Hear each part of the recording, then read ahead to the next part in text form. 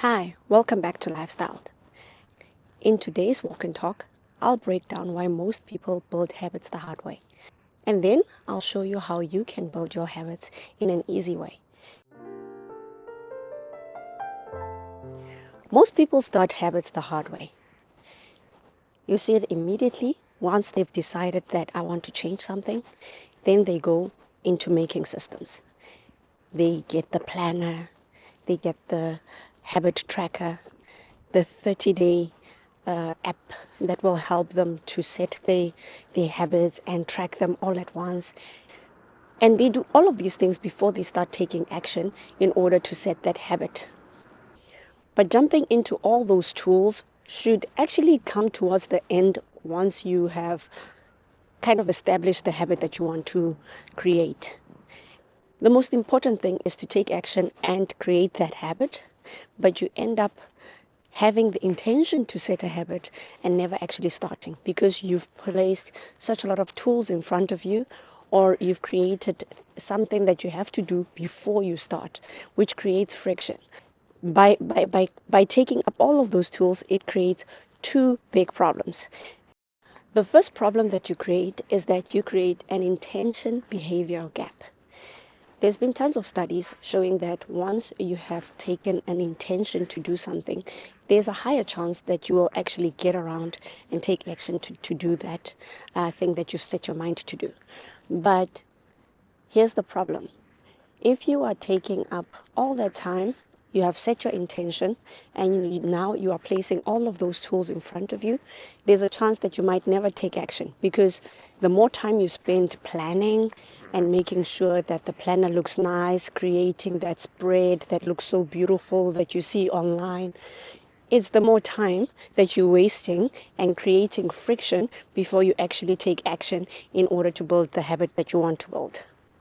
And that's why basically deciding to do something is important. Yes, now you have decided to make that habit, but you haven't done anything. You've just decided.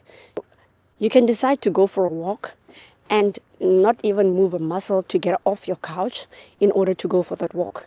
The decision is the first step, and it's the intention that sets the habit building routine going, but it's not the only step that needs to be taken. And that's why setting up an intention doesn't guarantee action. The second problem we've already kind of mentioned. It's the actual tools that you want to be using. You will spend hours looking for the perfect planner to use, watching other people's YouTube videos telling you this is the perfect planner, this app works best, this is my productivity setup, and this is how I get things done. And you think, yes, that new app is going to help me. That new software is going to help me to get productive or track my habits. Yes, that planner, the way that he sets it up, I haven't tried that out yet. Let me check it out. And you are going to have all this time wasted without actually getting to the thing that you want to do. Then you basically end up overcomplicating something that is so simple to start. It would be so simple for you to get started and get going if you hadn't even decided to put a tick inside a circle or inside a box when you track that this is how I'm going to track. In that way, we end up overcomplicating something that should be just so simple to do. Creating habits has become such a talking point everywhere, and people have even sold books teaching others how to create habits, become consistent. And if you simplify all of this, you will see that it's not the tools that you need. It's, yes, the intention is the first thought, but what I'm about to tell you next is actually how you end up building consistency, and I'll show you a good example of how. What I'm about to show you is especially important if you're going through a tender season in your life. A good example is myself right now. I'm going through postpartum. I don't need things that will overcomplicate and take away time that I don't have already. So I need something that is quick, that I can do every day, and will help me to stay consistent. So for a lot of people who are going through a tender season in their life, be it postpartum or grief overwhelm. They're going through a transition within their life, or their family is changing. First, starting with tools creates an even bigger barrier to starting to create the habits that they want. And it's not helpful at all.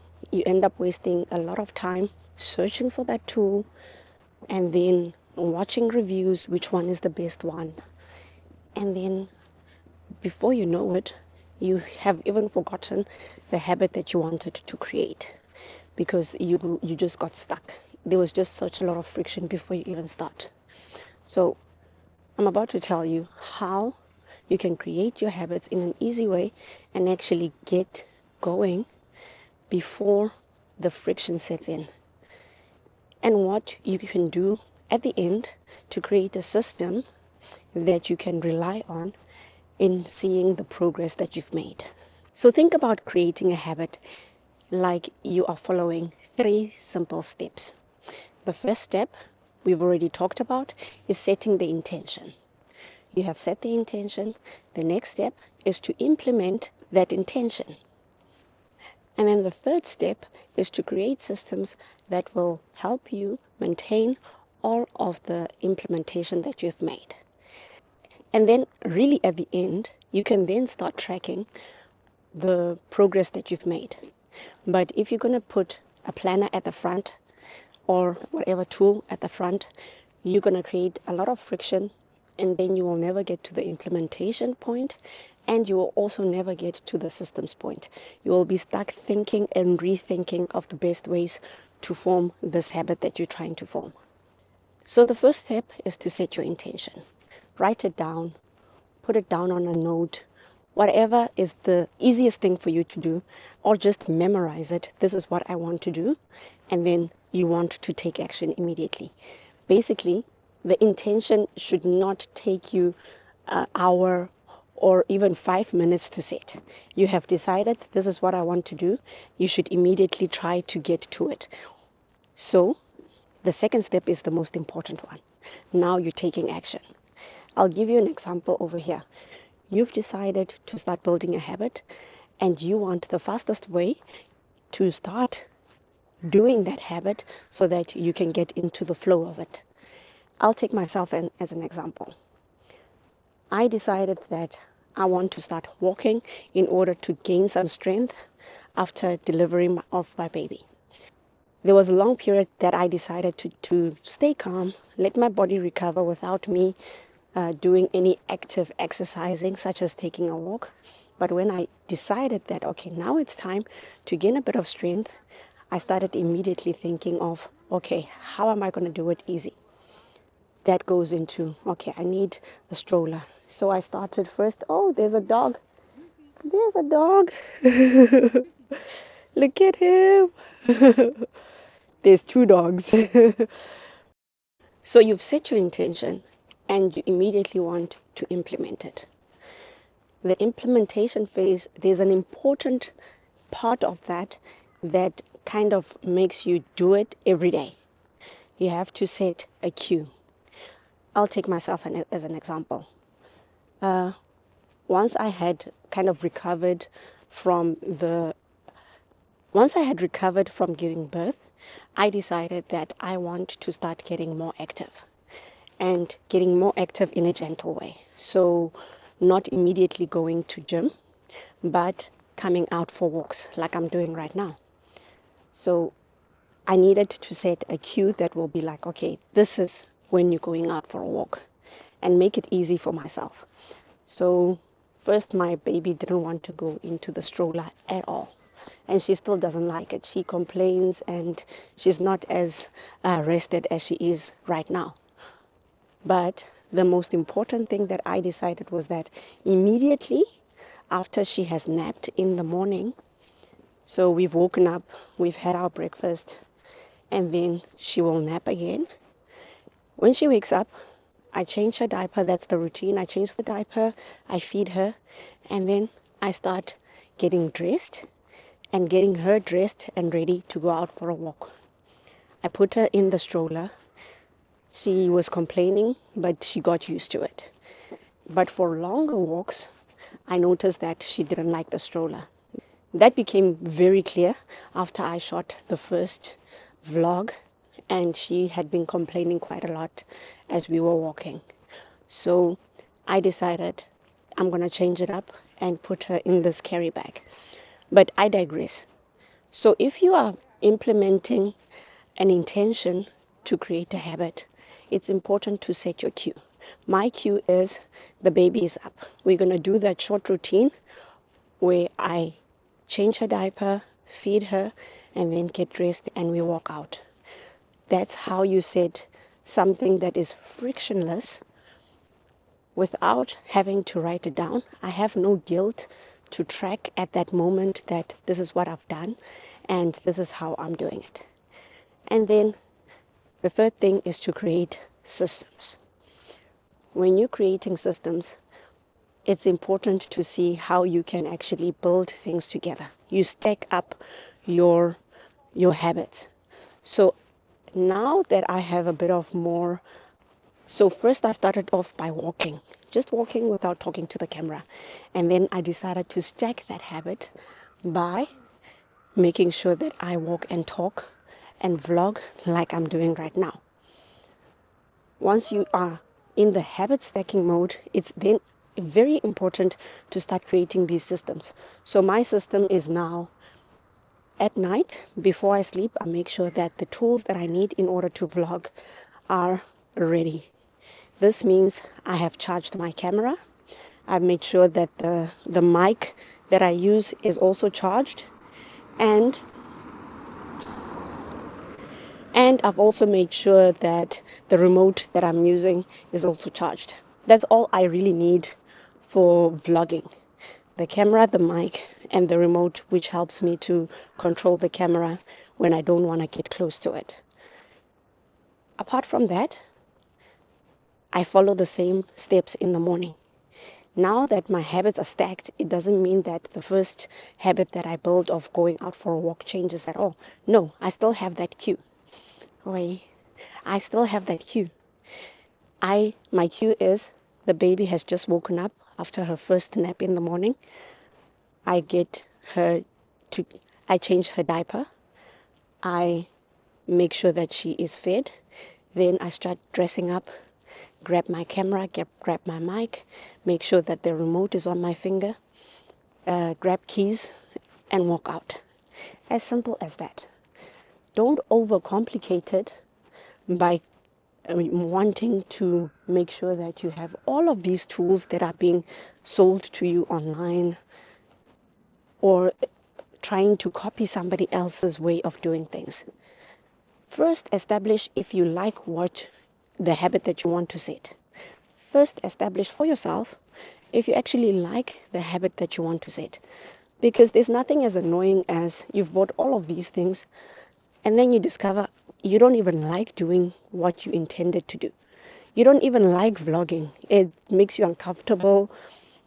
You just don't enjoy the process of editing. Never mind the color grading sometimes if you want to. You just don't want any of that. But you've already bought all of these things to track and to plan, to do that thing that habit that you set up, that you decided that you want to do. This kind of reminds me of teenagers and people who are still kind of figuring out what they want in life. If you're my age, the world kind of expects you to know what you like. But if you are still on that discovery journey, it's such a waste of money to start buying things. With teenagers, they still have their parents. Their parents can buy everything. I remember I tried out all of the sports that was offered at school. I tried out cricket with the boys. Why? Well, because it was available, right? I want to try it out. I tried out kickboxing, jiu-jitsu, karate. I tried out basically swimming, netball, tennis. Was I the best in any of those things? No. Did I stay consistent with some of them? Yes, some of them, but not for years, for maybe like a season. And it would have been such a waste of money looking back now. And I'm sorry, Mom, for doing this to you. It was such a lot of money that she spent buying all the kit that I needed and everything else. It was just a waste. Hoi. It was really, really just a waste. You don't want to go through that at this age. You don't want to be buying cameras and everything only to discover. You don't want to be buying special hiking shoes only to discover that you don't even like hiking. You've now decided that you want to you've set an intention to go hiking every time and you don't even like it. So don't do that to yourself. Rather, try it out. You've set the intention. Take the lowest barrier to entry by immediately setting a cue to implement that intention. Your cue could be that every weekend, after you've had your morning breakfast, you're going to go out for a hike. And if you want, let's take an example that you want to start journaling. Your cue could be that every after dinner, you've cleared out the dinner and you've made sure that the place is clean. You're going to take some time for yourself and go sit down and journal. So you've had dinner, you've cleared out, you're going to start journaling. As easy as that. At that point, there's no need to track the habit.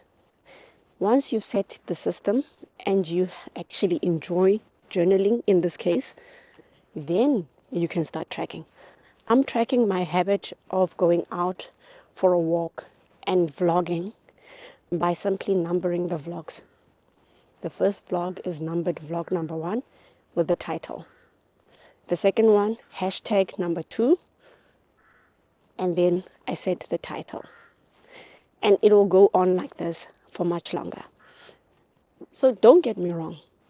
I do love a good planner. I do like sitting down to journal or create something that I can track. For me, I find that part to be relaxing.